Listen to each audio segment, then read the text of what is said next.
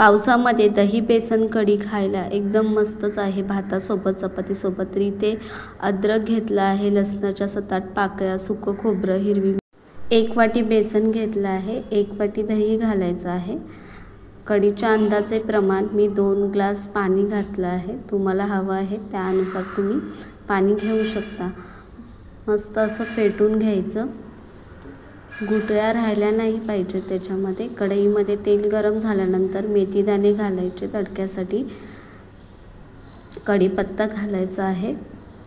मिक्सरला आपण जे मिश्रण वाटून घेतलं आहे, हिरवी मिरची, लसूण, अद्रक, ते घालून मस्त असं परतून घ्यायचं। हळद घातली, तेल सुटेपर्यंत आपण मस्त असं परतून घेतलं आहे। वरतून मीठ घालायचं आहे।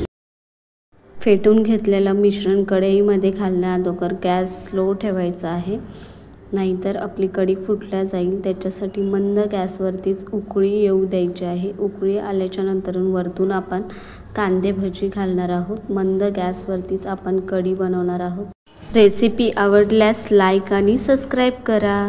धन्यवाद।